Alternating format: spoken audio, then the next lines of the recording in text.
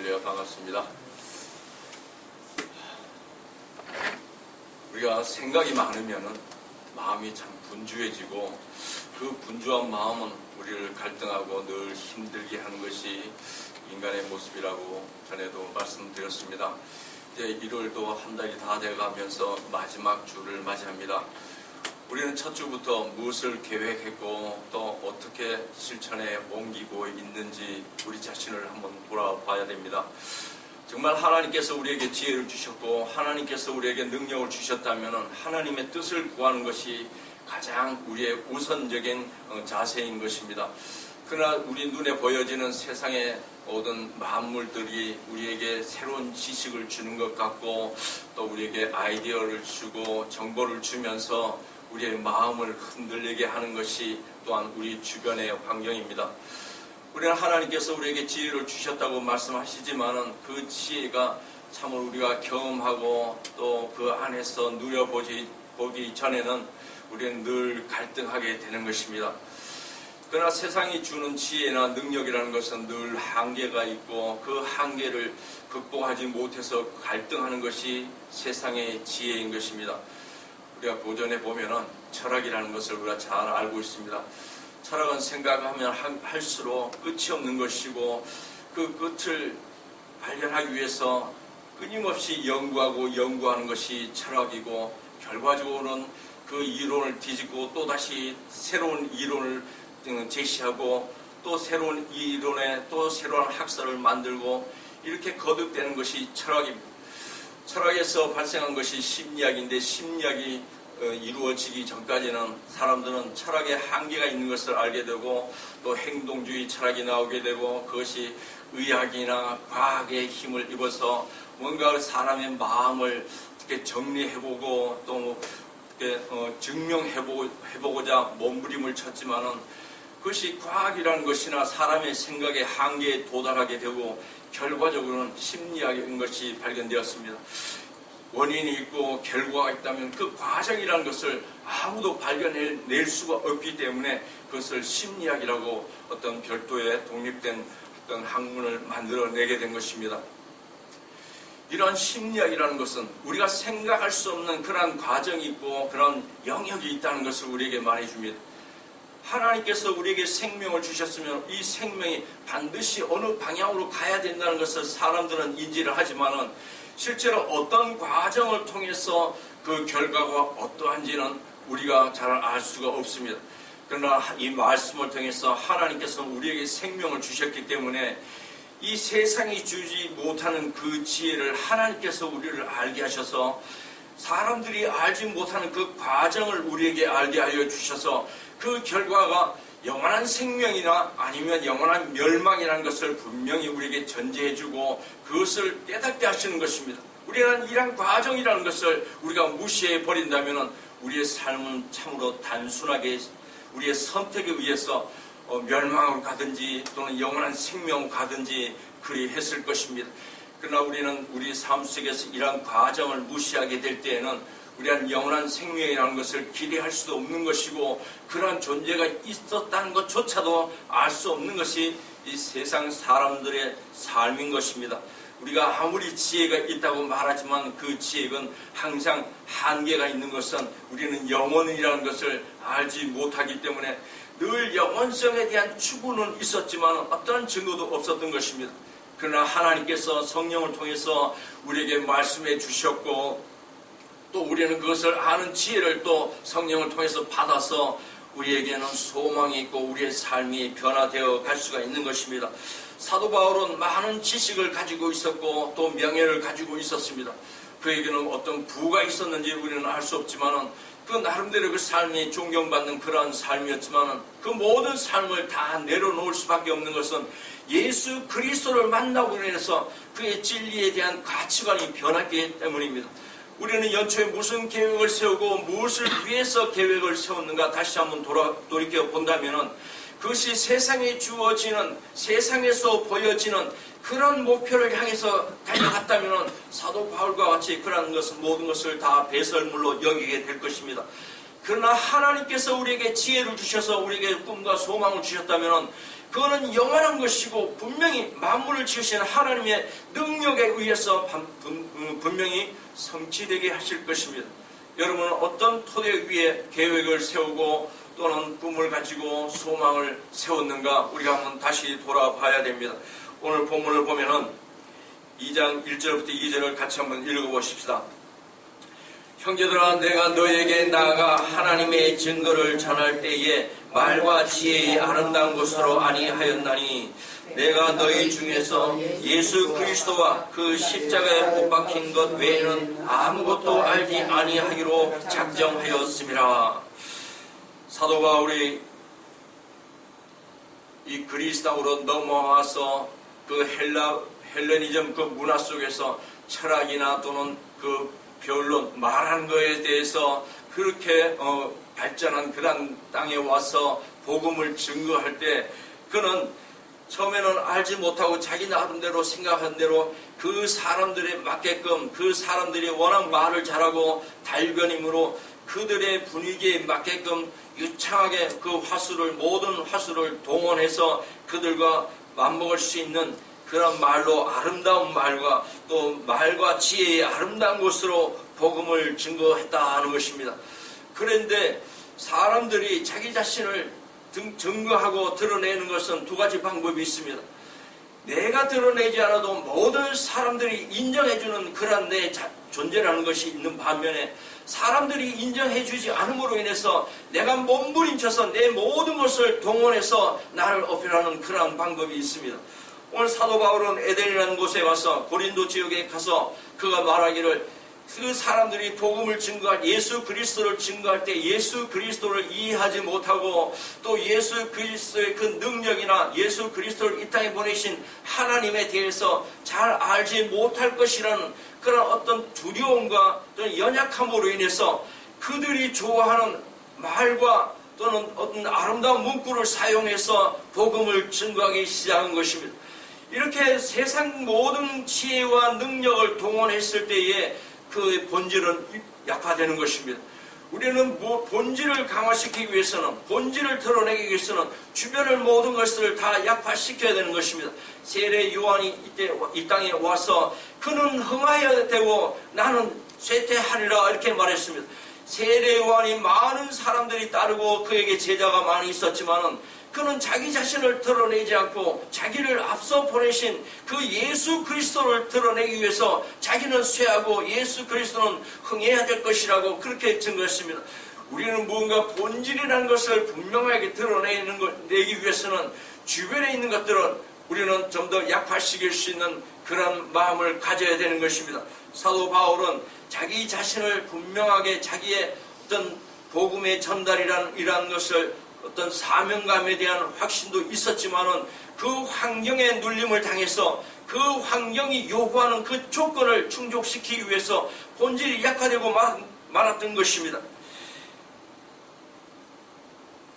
내가 너에게 나아가 하나님을 증거할 때에 말과 지혜의 아름다운 것으로 아니하였나니 이전에 얼마나 그러한 수치스러운 모습 자기 자신을 돌아볼 때 자기 자신은 늘 본질을 잃어버리고 그 사람들에게 자기 자신을 드러내기 위해서 자기의 모든 지혜와 능력을 동원한 것에 대해서 부끄럽게 여기는 것입니다. 이제 그가 고백합니다. 내가 너희 중에서 예수 그리스도와 그의 십자가에 못 박힌 것 외에는 아무것도 알지 아니하기로 작정하였음이라. 복음을 증거하는데 아름다운 문구를 사용하고 또 모든 지식을 동원하고 제가 지금 서두에 철학적인 이야기나 심리적인 이야기를 했을 때 여러분 마음은 솔깃했지만 사실은 그런 것이 본질이 아닌 것입니다.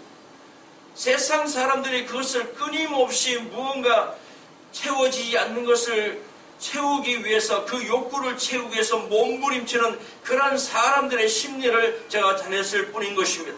우리가 그것에 어떤 해답을 제가 드린다는 것이 아니라 사람들은 그 얻지 못하는 해답을 구하기 위해서 몸부림치는 것입니다. 그러나 해답이라는 것이 그렇게 복잡하고 그렇게 많은 지식을 동원하는 것이 아니라는 것입니다. 내가 너희 중에서 예수 그리스도와 그의 십자가 못 박히신 것 외에는 아무것도 알지 아니하기로 작정하였습니다. 복음이라는 것은 단순한 것입니다. 철학적인 어떤 주변을 지식을 동원하거나 아름다운 문구를 사용해서 복음을 증거하는 것이 아니라 이 복음이라는 것은 예수 그리스도께서 우리의 모든 죄를 대신해서 십자가에 못 박혀 죽으실 때에 우리의 모든 죄를 십자가에 동시에 함께 못 박고 예수 그리스도가 못 박혀서 십자가에서 죽으시고 그리고 장사 지낼 때 우리의 모든 죄가 함께 십자가에 못 박히고 함께 장사 지내는 그런 상황을 오늘 사도 바울은 전한다는 것입니다. 그 그리스도가 죽음으로 인해서 우리의 모든 죄가 용서함을 받았다는 것을 증거한 것 외에 내가 어떤 철학적인 심리적인 그런 이야기를 해봐야 이 모든 것은 다 허황된 이야기인 것이고 사람들의 마음을 끌어들이는 것이지 실제로 그런 것을 잘하는 것도 아니고 그런 것을 증거하기 위한 것도 아니고 또 자기 자신을 증거하고 자기 자신의 어떤 권위나 명예나 지식을 증거하는 그런 것이 아니라는 것입니다. 우리의 삶 속에서 우리는 허황되고 우리 주변에 있는 널려있는 그러한 것들을 동원해서 나의 것으로 만드는 것이 중요한 것이 아니라 우리에게 실질적으로 중요한 것은 나를 살게 하신 이유와 동기 또는 목적 이것이 분명히 있어야 되는 것입니다. 나의 계획은 무엇입니까?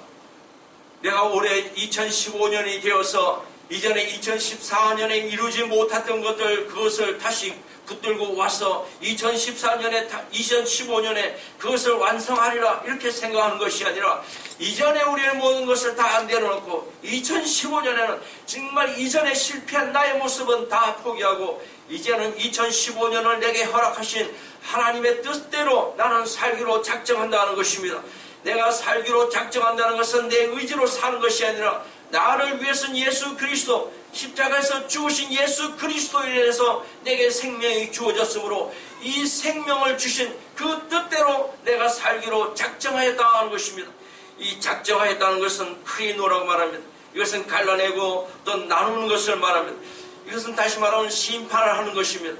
내 모든 삶 속에서 모든 것을 심판하고 나누고 관련해서 그것을 나누어내고 내 마음을 오직 예수 그리스도의 믿는 믿음으로 온전히 옮겨 놓는 것을 말합니다. 이것을 작정하는 것입니다. 나는 무엇으로 내 마음을 어떻게 작정하고 있는가? 나는 정말 예수 그리스도께서 나를 이 땅에서 내게 생명을 주셨는가? 내가 무엇을 의지해서 내가 새로운 계획을 세우고 있는가? 나의 목표는 무엇인가? 이 모든 것은 어떤 힘의 근원을 가지고 내가 그 일을 작정하고 있는가? 우리 자신을 한번 돌아봐야 되는 것입니다. 빌보서 3장 8절을 보면 또한 모든 것을 해로 여김은 내 주 그리스도 예수를 아는 지식이 가장 고상하기 때문이라. 내가 그를 위하여 모든 것을 잃어버리고 배설물로 여김은 그리스도를 얻고 그 안에서 자기 자신이 드러나기를 원한다는 것입니다. 이때까지는 내가 가지고 있던 어떤 명예와 권세로서 나를 드러내기를 했지만은 이제는 나를 만드신 아버지 하나님의 그 뜻 안에서 내 자신이 드러나게 되기를 원하는 것입니다. 그러므로 지금까지 있었던 모든 것을 다 배설물로 여길 수 있어야 되는 것입니다. 나를 세상에 존재하게 하고 나를 지금 지탱하게 하는 것이 무엇입니까? 그 동기가 무엇입니까? 이 세상 것은 끊임없이 그 해답을 요구하고 추구해가는 그러한 삶이지만은 하나님께서는 우리에게 이 모든 것을 이미 해답을 주셨고 이제는 하나님 뜻에 순종하기만 하면은 영원한 생명과 축복이 있다는 것을 우리에게 말씀해 주셨으므로 그 말씀만큼 고상한 것이 없는 것입니다. 뭔가 결과가 있고 해답이 있는 것이 우리에게 영원한 것이지만은 끊임없이 우리가 추구해야 될 수밖에 없는 이 세상이라는 것은 허망한 세상일 뿐인 것입니다. 그래서 3절에서 말합니다. 내가 너희 가운데 거할 때 약하고 두려워하고 심히 떨었노라. 사도행전 17장 22절부터 34절을 보면 사도 바울이 아덴에서 복음을 증거하면서 그들 앞에서 유창한 화술로 그들을 설득하려고 노력했지만은 극히 작은 무리만 사도 바울의 말에 응하고 믿기로 작정하는 그러한 결과를 보게 됩니다. 그가 순수한 복음만을 전했다면 어떠한 결과가 나왔을지 우리는 알지 못하지만 사도 바울은 그랬으면 도리어 좋았을 것이라고 말하는 것입니다.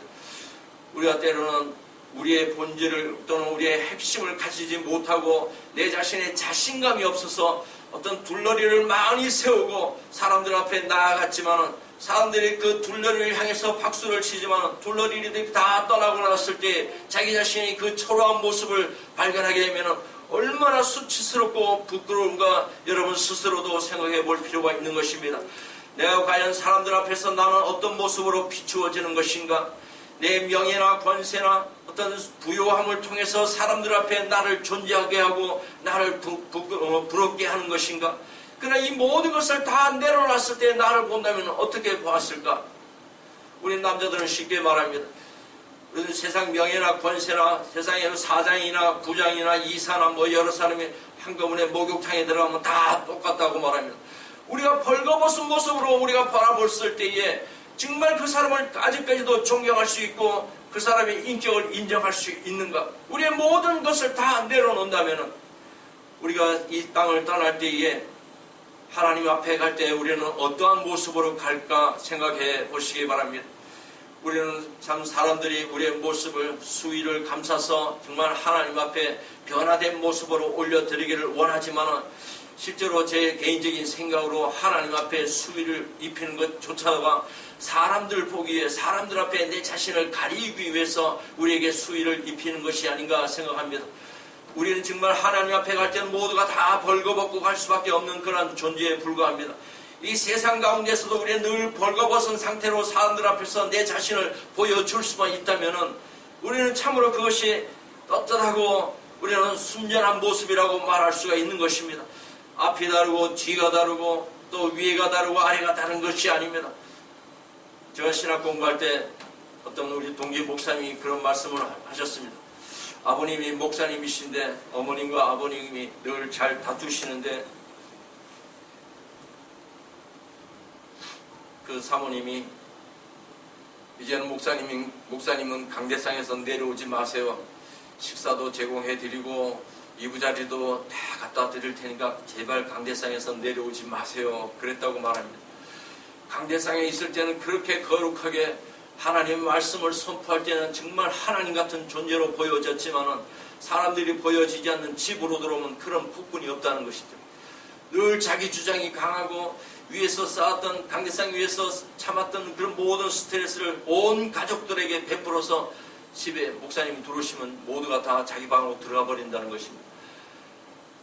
우리의 모습은 늘 벌거벗은 존재가 되어서 정말 내 속사람으로 인해서 살아가는 그러한 존재가 되어야 되는 것입니다. 세상 사람들 앞에 보여지기 위해서 내가 아름다운 옷으로 치장하고 아름다운 목소리를 내고 이러한 것이 아닌 것입니다. 예수님께서 말씀하십니다. 너희가 광야에 왜 갔느냐? 임금을 보러 갔느냐? 화려한 옷을 입은 사람을 보러 갔느냐? 우리는 무엇을 보러 갔느냐? 흔들리는 갈대냐? 우리가 무엇을 위해서 쫓아가고 무엇을 추구하고 있는지 우리 자신이 바라봐야 됩니다. 우리가 추구하고 있는 것이 무엇입니까? 이 땅에서 늘 계획 세우고 그 계획을 위해서 우리는 분주한 삶을 사는데 그 계획의 결과가 무엇입니까? 우리가 잘 먹고 잘 살고 명예롭게 되고 또 노후를 위해서 우리는 많이 축적해 놓는 것, 이러한 것들을 위해서 우리는 온 생애를 다 바쳐버리는 것입니다. 정말 하나님께서 이 아름다운 세상을 주시고 우리에게 아름다운 인생을 주셨으면 이 세상을 누릴 줄도 알고 이 세상 가운데서 내 아름다운 이 인생의 그 존재감을 가지고 하나님 앞에 영광을 올려드리는 것이 진정 하나님께서 우리에게 안식일을 주신 의미인 것입니다. 우리가 그렇게 부지런히 열심히 수고하고 애쓴 것은 하나님의 뜻을 떠났기 때문에 우리는 그렇게 살아야 될 수밖에 없었지만 예수 그리스도께서 오심으로 그 아담에게 주신 그 모든 수고를 이제는 그리스도 안에서 우리는 해결함을 입을 수가 있는 것입니다. 다만 하나님의 뜻 앞에 순종하는 것이고 예수 그리스도로 인해서 내가 새 사람이 되었고 새 생명을 공급받았다는 것을 이라는 확신 있는 사람이라면 정말 하나님 뜻 앞에 내 모든 것을 맡길 수가 있어야 된다는 것입니다.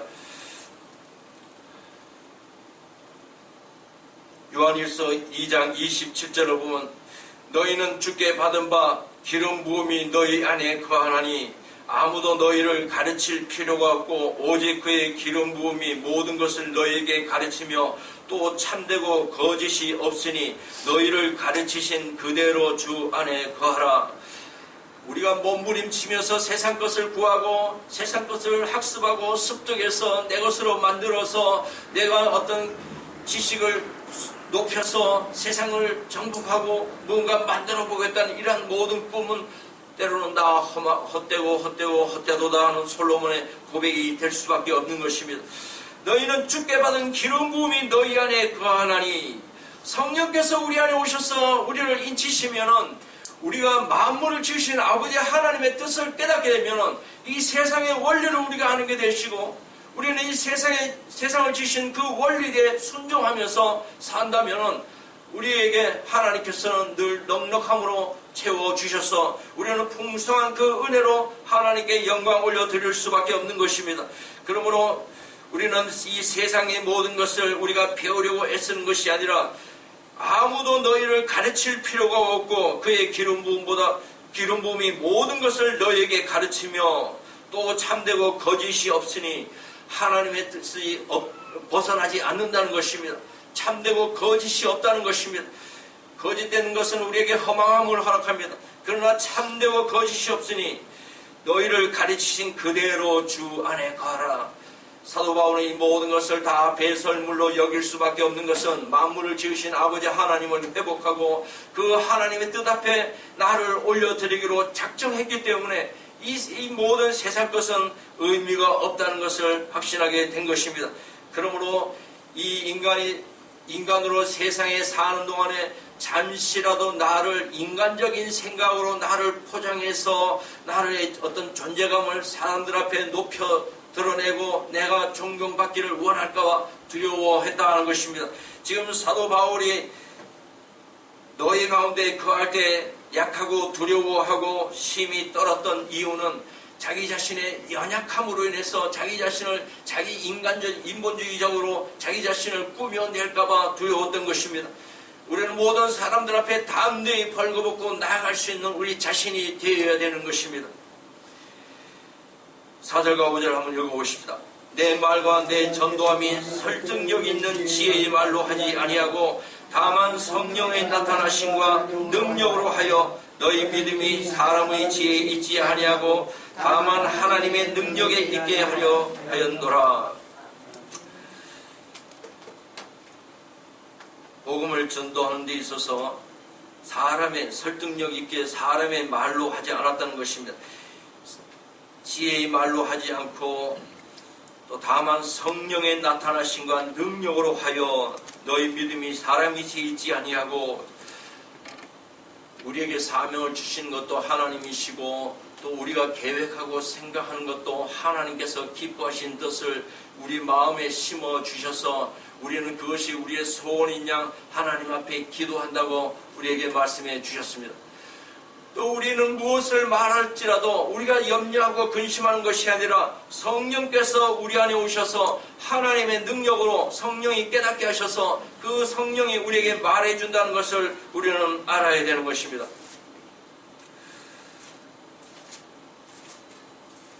베드로전서 4장 11절을 잠깐 읽어보십시다.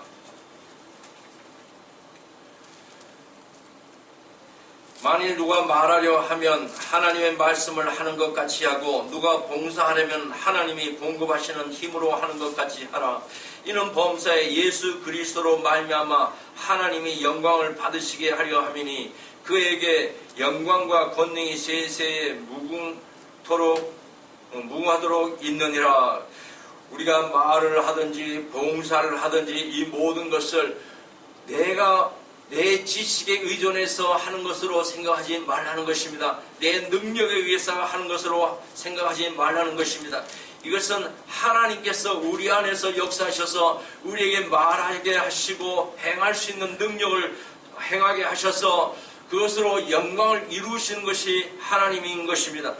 우리가 인간적으로 나약하고 때로는 우리가 소심해지는 것은 자신감이 없기 때문입니다. 자신감이 없기 때문에 우리는 세상 것을 동원해서 내 것인 양 삼아서 그것으로 인해서 포장하고 내 모습은 뒤에 감추고 이 포장으로 인해서 사람들 앞에 나를 드러내기를 원하지만은 우리는 똑같은 포장이 다가왔을 때는 무엇으로 견줄 수가 있을 것입니까? 모든 사람들이 그런 포장을 좀 더 포장하기를 원하고 좀 더 포장하기를 원하다 보면 자기 자신의 정체감을 잃어버리고 자기의 존재감 상실해버리는 것입니다. 그리고 어느 때인가는 허망함 속에서 자기 자신의 그 존재감을 잃어가면서 그 상실감으로 인해서 우리는 때로는 우울증에 걸리기도 하고 허망함 속에서 내가 지금까지 뭐하고 살았는가? 우리는 회의주의에 빠지게 됩니다. 내가 무엇을 위해 살고 무엇을 해왔는가? 우리는 그러한 허망한 삶 속에서 자신감을 잃어버리게 되는 것입니다. 하나님께서 우리를 이 땅에 세우실 때부터 하나님의 능력이 내 안에 계셔서 하나님의 능력이 나를 통해서 드러나게 하시고 영광 받으시기를 원하신 것이 하나님의 뜻이라는 것입니다. 오늘 우리는 무엇을 하고 어디에 서 있는가 내 자신을 돌아봐야 됩니다.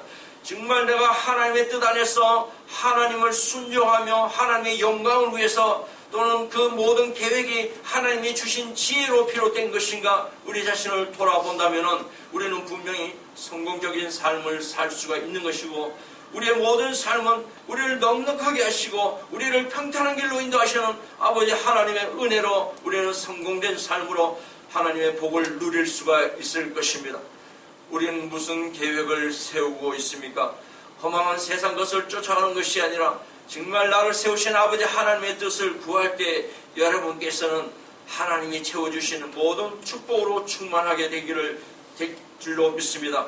오늘 내가 작정하는 것은 무엇입니까? 나는 하나님의 사람으로 되기로 작정하고 하나님의 뜻에 순종하기를 하고 또 하나님의 뜻을 구하기로 작정한다면 분명 하나님께서 여러분의 기도를 받으시고 응답하시고 여러분의 길을 인도하셔서 하나님이 예비하신 모든 축복을 누릴 수 있는 여러분 되실 것을 확신하시기를 주의 이름으로 축원합니다. 기도하겠습니다. 하나님께서 우리를 사랑하셔서 오늘 부르셨고